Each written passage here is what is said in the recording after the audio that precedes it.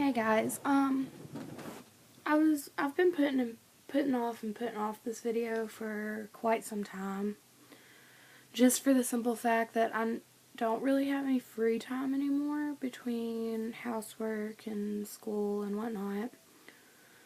But in my self-harm video, it's not on YouTube, but it's on my Facebook, and I will put the link crotch bar. But in my self-harm video, I mentioned that I suffered from an eating disorder when I was 15, but it was involuntary, and people wanted to know, like, what I meant by that.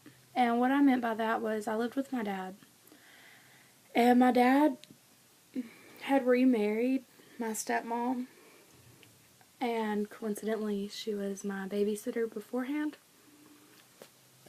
But my dad got remarried to her, and she already had a son, and he was 6 months old when they first started talking. So I've known my little brother basically all of his life. And they also have another child who is, I think, 7.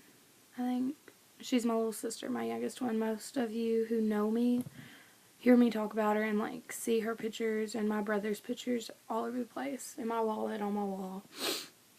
Well, anyways, I was 15, so that made my little brother 5. And that's the only way I can keep up with our age differences. He's 10 years younger than me. I'm 10 years younger than my stepmom, and my stepmom's 10 years younger than my dad. Kinda fucked up family, huh?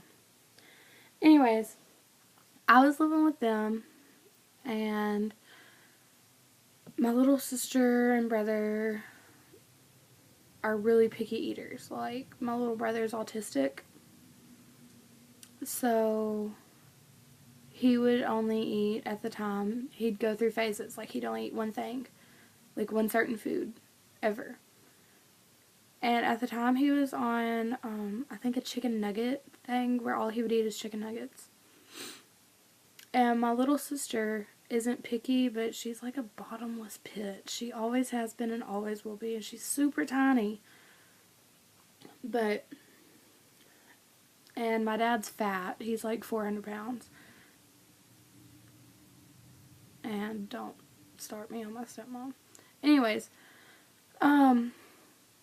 and when I moved in, it was cool at first. Like, there wasn't that many rules, and I was a 15-year-old girl, so, you know, cool, no rules, whatever. But, the longer I lived there, the more rules developed. Like, the main rule, which is where I got my eating disorder, and I don't even know if you would really call it that, but, I couldn't eat until everybody else had ate. And some nights there wouldn't be anything left. But the rule was I would get the scraps that nobody else wanted. And I'm a picky eater too. Like, I don't like spaghetti, I don't like sloppy joes, I don't like hardly any Italian food. And I usually only eat chicken when I ate meat. And now, since I've become a vegetarian, I basically just eat, like, potatoes and fruit and stuff like that. And at the time, when I was living with my dad, I would only eat, like, chicken and the food that I would cook. I could cook when I lived there, but the rules still applied. Even though I cooked the meal, I couldn't eat till everyone else was done. And I dropped weight really fast. Like, I hadn't seen my mom because we weren't speaking at the time. And I put a picture on MySpace. And Mom called me. I was at school. And Mom called me and she was like, "Are you on drugs? You've lost too much weight. What's wrong?" And I was like, "Oh, with all the stress here with the new school and everything, I don't have time to eat." On my 16th birthday, I called my mom in tears. I was in the bathroom at the school crying. And I was at my breaking point. I called Mom and I was like, Mom, will you come get me? I'm hungry. And she came and got me, and we went and ate, and she moved me out of my dad's and re-enrolled me in McLean County schools and everything. So it all ended up nice, but still, my dad's a piece of shit. I don't speak to him. I haven't spoken to him in a year. Every time I do speak to him, he makes me feel like shit and like I'm the bad guy, so I don't. People ask me why I got him and my stepmom's name tattooed on me, because at the time when I did get the tattoo, and here it is for y'all, it says Daddy and Stacy, and it looks like shit anyway, so it's getting covered up. But at the time when I got the tattoo, I was super close to my stepmom and my dad, both. But there's a pattern with my dad.